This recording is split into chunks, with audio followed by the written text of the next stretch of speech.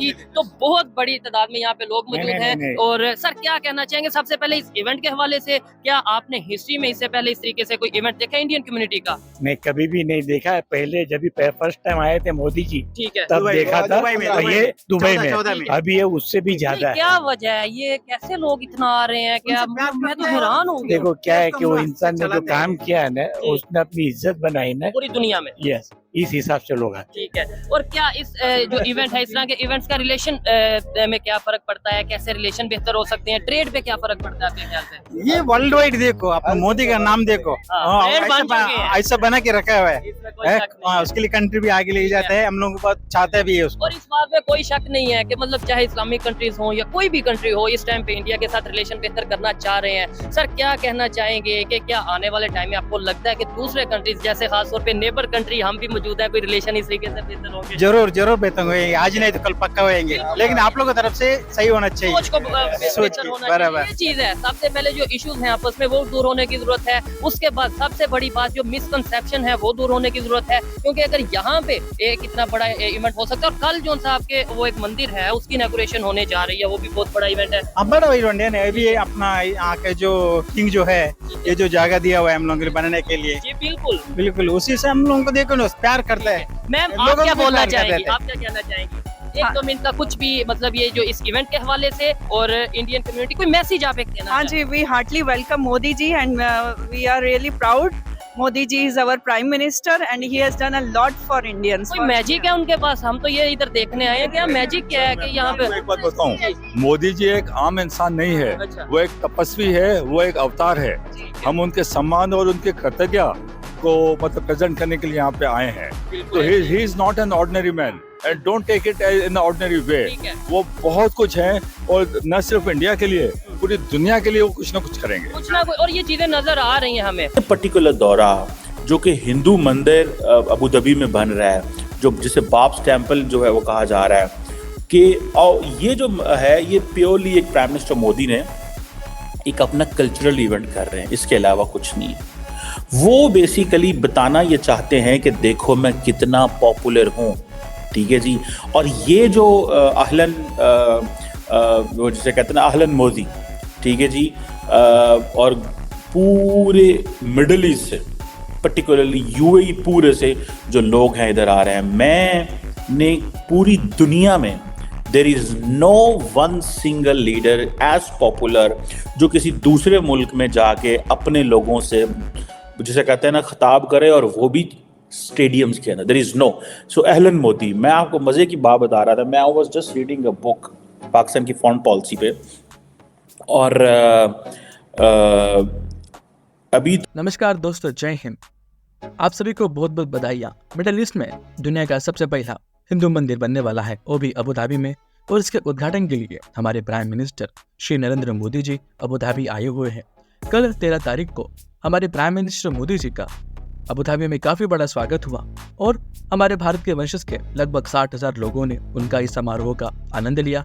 और हमारे prime minister Modi ji ने भारतीय वंशजों को काफी अच्छे तरीके से संबोधित करते हुए उनको मोटिवेशन दिया, तथा यूएई सरकार का और यूएई में रह रहे भारतवासियों का उन्होंने काफी शुक्रिया अदा किया, जिसके कारण यूएई और भारत के संबंध काफी अच्छे से बढ़ रहे हैं। और हमारे भारत के लोग जो यूएई में रहकर काफी अच्छे से कंट्रीब्यूट कर रहे हैं यूएई की इकोनॉमी बढ़ाने के लिए और भारत का नाम रोशन करने के लिए। इससे हम भारतवासी और हमारे प्राइम मिनिस्टर मोदी जी भी काफी खुश हैं, और उन्होंने बड़े दिल से यूएई सरकार का और भारतीय लोगों का काफी बड़ा धन्यवाद भी दिया है। भारत और यूएई के संबंध दिन ब दिन काफी अच्छे होते जा रहे हैं, और पिछले 10 साल में हमारे प्राइम मिनिस्टर मोदी जी ने यूएई के लगभग 7 दौरे कर दिए हैं, और इस साथ के साथ दौरों में भारत और यूएई के संबंध काफी अच्छे होते हुए हमें दिखाई पड़ रहे हैं। पीएम मोदी का दुबई में आना ये सबसे बड़ी बात है।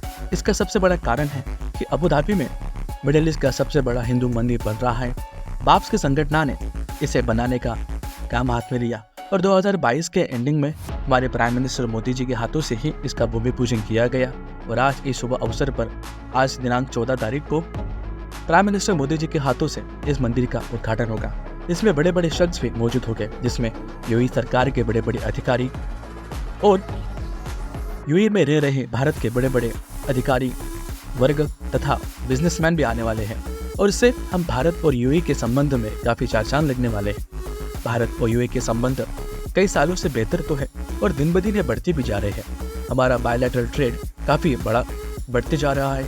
इसी के साथ ही यूएई से भारत में एफडीआई भी अब बढ़ चुका है और जो रेमिटेंस भारतीय लोग यूएई से भारत में भेजते हैं ये दिन ब दिन काफी बढ़ता जा रहा है।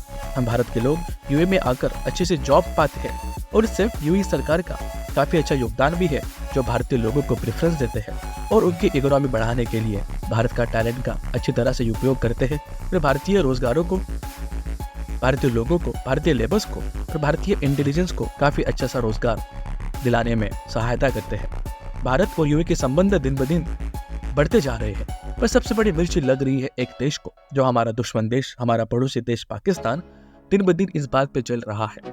पाकिस्तान के कई सारे पत्रकारों को तो ये बात पच नहीं रही है कि मिडिल ईस्ट में तो सारे के सारे मुसलमान देश हैं और ऐसे ही सबसे बड़ा मुसलमान देश यूएई है और इस यूएई के राजधानी अबू धाबी में सबसे बड़ा मंदिर बनने वाला है। ये देखकर पाकिस्तानी पत्रकारों को और पाकिस्तानी सरकार में बैठे कई सारे लोगों को काफी बड़ी मिर्ची लगी है।